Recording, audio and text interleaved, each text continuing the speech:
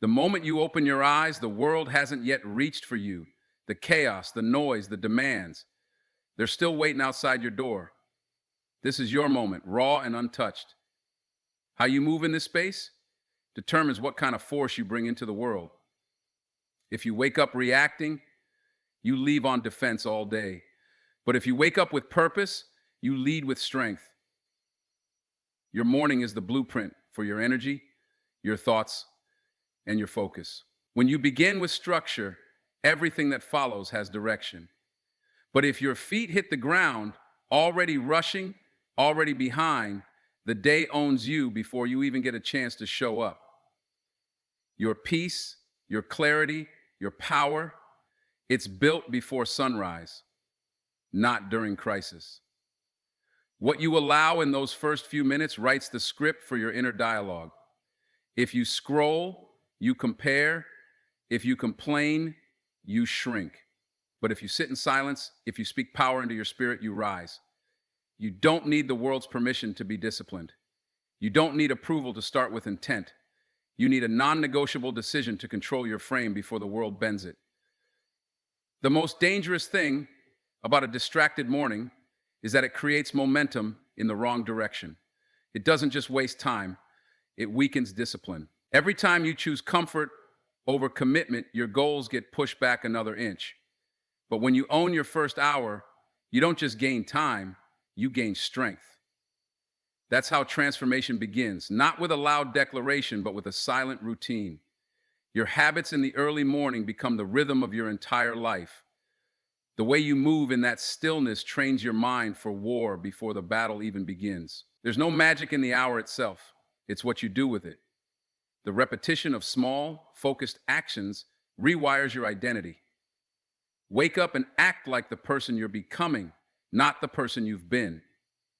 This is the time to reconnect with your vision before the world throws distractions in your path. See yourself in the life you're building, not the one you're escaping. Speak your intentions aloud.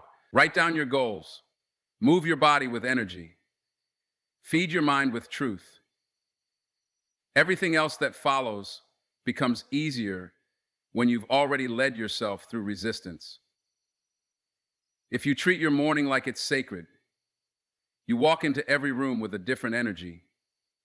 People can feel when you're grounded, when you've done the work before they even showed up. You don't chase the day, you set the standard for it. Your morning isn't just a time, it's a weapon, a strategy, a statement to the world that you are not drifting, you are driven.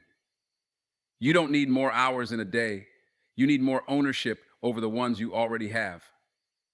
That ownership starts before the noise, before the phone calls, before the world tries to convince you who to be. Own the hour, own the day. Control your mornings, and eventually you control your life. The words you speak over your life first thing in the morning are not just sounds. They are seeds. Seeds that grow into mindset, momentum, and mission. You may not see the fruit immediately, but the root takes hold deep within. When you speak life, you plant belief where doubt once lived, and you water the version of you that's still rising. Most people wake up and speak worry before they speak wisdom. And you walk into earning your way to wisdom and power. They recite yesterday's failures before they affirm today's possibilities. That pattern becomes a prison. But the moment you start your day declaring strength, favor, purpose, and clarity, you shift the entire frequency of your thoughts. Words have weight, and the ones you speak early carry the most. Affirmations aren't about pretending everything is perfect. They're about reminding yourselves of the power you still hold. They are statements of direction, not delusion. When you say, "I am focused," you are challenging distraction. When you say, "I am capable," you are silencing the fear. It's not magic, it's mental warfare. And your voice is your first weapon. Too many people let the world name them before they've named themselves. They let circumstances shape their identity instead of declaring who they are becoming. Speak life into yourself before the world speaks doubt. You don't have to feel confident to speak confidently. Say it until you see it. Repeat it until it becomes your reflex. These declarations aren't for show, they're for your soul. Say them in the mirror, say them in prayer, say them under your breath while brushing your teeth. Build a ritual of speaking greatness over your life, even when you don't see results, because transformation starts on the inside long before it becomes visible on the outside. Your words are a mirror of your mindset. If you constantly speak problems, your mind will find more of them. If you speak potential, your mind will search for solutions. The brain listens closely to the voice it hears most, and that voice is yours. If you don't speak life, don't be surprised when you feel stuck. Make it a non-negotiable part of your morning to say who you are and where you're going. I am disciplined. I am favored. I am ready. I am becoming everything I was created to be. You're not just talking to feel good. You're building the frame for your actions. You're setting the standard before the world lowers it. When you speak life into your day, you don't just change how you feel, you change what you attract. Energy responds to intention. People respond to confidence. Life responds to clarity.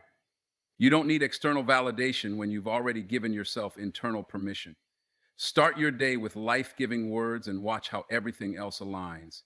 Before you start running toward what's next, pause and acknowledge what already is. Gratitude doesn't mean you stop growing. It means you recognize how far you've already come. It reminds you that the ground you're standing on today was once the goal you prayed for. Without gratitude, goals become greed. With it, ambition becomes anchored. When you wake up in the morning, your first words shape your heart. You can either begin with worry or begin with thanks. The world teaches you to wake up and chase, but gratitude teaches you to wake up and align, to see your breath as a blessing, to see the roof over your head, the people in your life, the strength in your body as proof that you are already winning. Gratitude grounds you. It pulls you out of anxiety and places you into awareness. When you start your day by thanking rather than demanding, you rewire your mind to see what's working instead of obsessing over what's missing. And from that space, your goals become clearer. They're no longer fueled by lack, but by purpose. Some people reach their dreams and still feel empty because they skipped gratitude on the way up. They thought success would fulfill them, but fulfillment was always found in the small, quiet acknowledgments of what matters. Gratitude makes you rich before money arrives. It gives you peace before progress shows up. Thankfulness is not weakness, it's strength under control. It takes real maturity to say, I'm grateful, even when things aren't perfect. Gratitude doesn't wait for things to be easy. It stands tall in the hard moments and says, still, I see the good. And when you build that perspective, your goals don't own you, you own them. When you begin with gratitude, your goals stop being about proving something and start being about becoming something. You stop chasing validation and start moving with vision. You stop needing applause and start recognizing your own inner voice telling you, you are already enough. That kind of mindset builds lasting success. Make it a discipline to list what you're thankful for before listing what you're chasing. Speak it aloud. Write it down. Let your gratitude become a habit, not just a reaction. The more you appreciate, the more you attract. And what you attract from a grateful heart lasts longer than what you grab from an anxious one. Every morning, remind yourself that gratitude is the foundation. Without it, achievement feels empty. But with it, every step you take feels like progress, and every setback becomes a lesson. Start with thanks, not because everything is perfect, but because you are being shaped, built, and strengthened for what's next. The moment you wake up, the world is already trying to grab your attention. Notifications, headlines, scrolling timelines, all of it competing to own your mind before you've even owned your breath. This is where most people lose the battle for their day. Not in the afternoon, not at night, but right here in the fog of the morning when they choose distraction over discipline. Discipline begins with what you say no to. Every morning, you are presented with a choice: build or escape. Most choose escape. They reach for comfort disguised as entertainment. But distraction is a thief wearing a friendly face. It steals your clarity, your energy, your focus, and worst of all, your potential. Choosing discipline is not just about willpower. It's about choosing to matter to yourself. There's nothing harmless about spending your first hour consuming noise. It conditions your brain to react instead of reflect. And when you're constantly reacting, you have no control over your direction. Discipline means creating silence so you can hear your own thoughts again, so you can separate what's urgent from what's important, so you can start the day with power, not pressure. The greatest advantage you can give yourself is a morning protected by intention. No phone, no chaos, just space to breathe, think, plan, and commit. Your future is not built by chance. It's built by repeated choices. And the first choice of your day sets the tone for every other. When you choose discipline, you choose alignment. You align your actions with your values. You align your time with your vision. You tell the world, I am not available to be distracted. I am locked in on purpose. Discipline doesn't always feel good, but it always produces something good. It's the quiet commitment to show up, even when it's easier not to. It's the invisible win behind every visible result. When you eliminate distractions, you create room for progress. And over time, that progress becomes transformation. The world is addicted to easy scrolling, easy comfort, easy excuses. But growth is forged in resistance. When you wake up and train your focus, when you choose habits that shape your character, when you prioritize growth over gratification, you separate yourself. You become uncommon in a world that's constantly chasing convenience. Build a morning routine that serves your vision, not your impulse. Don't just wake up early. Wake up with intention. Fill that space with habits that challenge you, not pacify you. Read, write, move, plan, pray, whatever sharpens your edge, because the more disciplined your mornings become, the more unstoppable your days will be. Victory starts in the mind long before it ever shows up in real life. What you see when you close your eyes is just as important as what you chase when they're open. When you wake up and picture yourself moving through your day with power, clarity, and confidence, you begin to train your brain to accept success as your default, not your dream. Most people let life tell them what they can or can't do. They wait for circumstances to improve before they believe. But vision flips that script. Vision says, believe first, then act like it. When you visualize the win, you don't just hope for it, you prepare for it.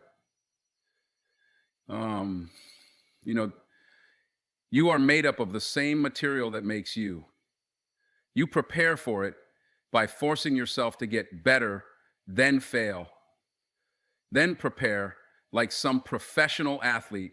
You prepare for it by forcing yourself to get better, then fail. When you visualize the win, you don't just get, you prepare for it. You begin to operate like it's already done, and that energy creates movement. The world is loud with opinions, expectations, and limitations. If you don't fill your mind with your own vision, it will be filled with everyone else's fears. Visualization is not fantasy, it's focus. It's intentionally choosing what thoughts to water so that your actions can grow from a place of power, not pressure. When you see yourself winning, you stop moving with hesitation.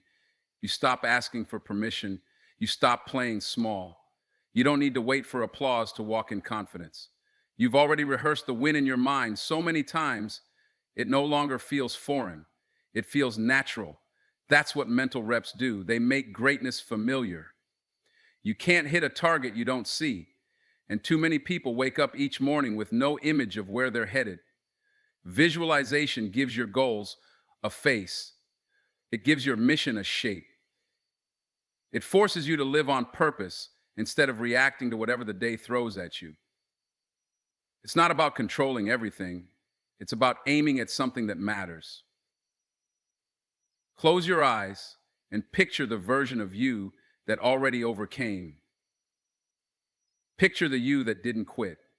Picture the you that's walking in rooms with peace, standing in purpose, speaking with fire. Don't just think about outcomes. Visualize the habits, the discipline, the energy it took to become that version. See it clearly. Then act accordingly. This is not about pretending it's easy. It's about preparing to fight. Athletes don't step onto the field without seeing the win. Champions don't show up hoping, they show up knowing, because they've already played the game in their mind 1,000 times. And by the time life puts them to the test, they've already passed it internally. Start your morning by seeing the win, not just wanting it. See the door opening. See the opportunity unfolding. See yourself becoming the kind of person who attracts results, not just chases them. When your vision is loud, the world's doubts go silent. And once your mind accepts victory, the body has no choice but to follow. The body was never meant to wake up and stay still. Movement is not just physical, it's spiritual.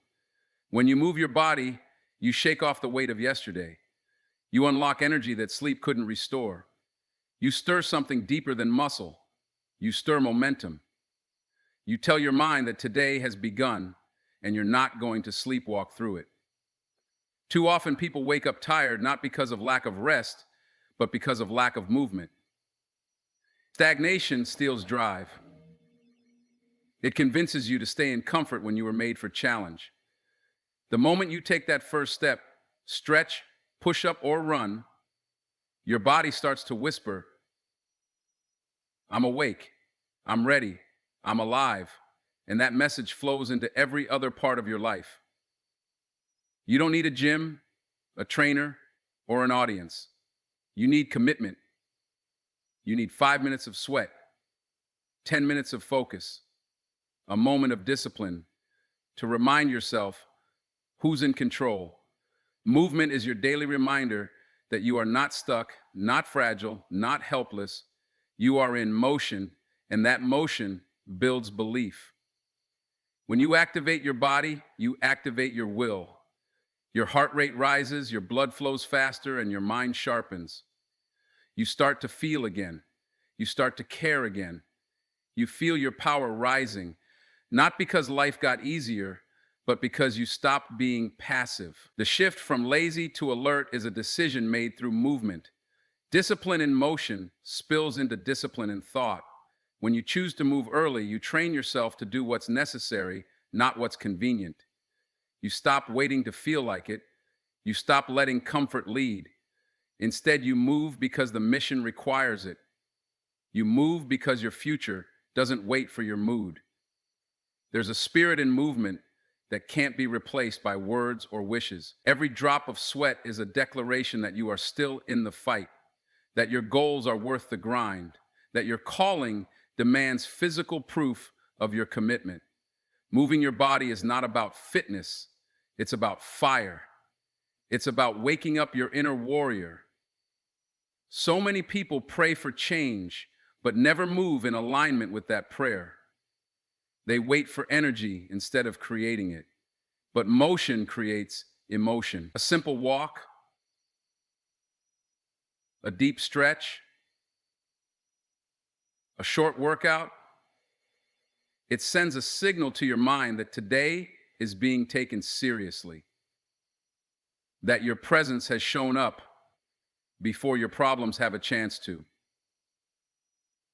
When you move your body, you don't just shift physically, you shift spiritually. You feel connected again. You hear your thoughts more clearly. You remember that you are capable, grounded, focused, and alive.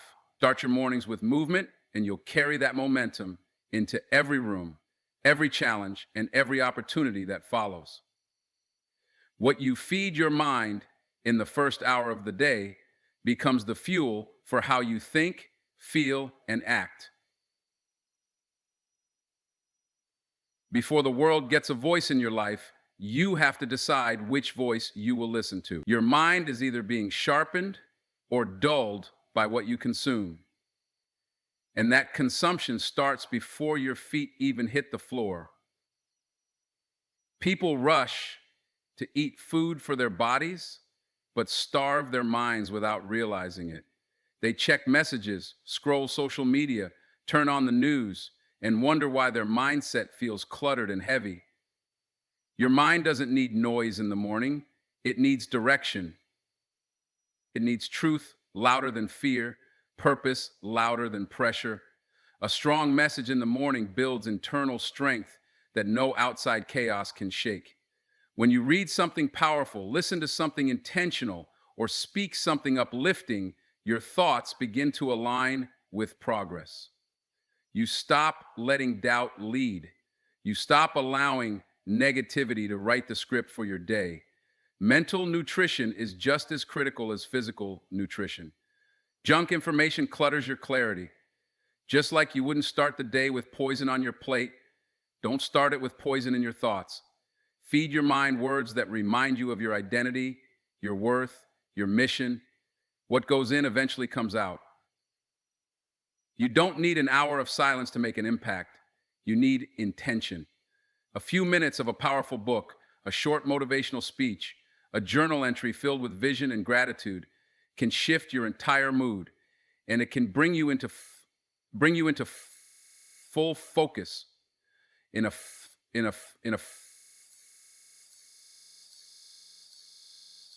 full contact. You can shift your entire mood. Take control of your mind and your life. Use as many tools as you feel comfortable with. Time and space. Use the power of journaling to fuel yourself. Use the power of timing to fuel yourself. Take your time. Talk. Breathe fast. It's not about volume. It's about value. What you put in your head becomes the lens through which you see everything else. When you feed your mind with strength first, it gets harder for weakness to take root later. You'll recognize self-doubt faster. You'll catch negativity before it becomes your narrative. You'll stand taller, not because everything's perfect, but because your foundation is solid. That foundation gets built every single morning. Start your day with content that challenges you, inspires you, reminds you. Listen to leaders who speak to your potential, not your comfort. Read words that stretch you beyond your current self. Don't settle for surviving the day when you can start it with substance that pushes you to thrive. If you want to rise, you have to feed your mind before the world feeds it for you. You are in control of the input, which means you're also in control of the outcome. The mind is a muscle. Train it, fuel it, stretch it, and watch how your thoughts begin to lift your entire life.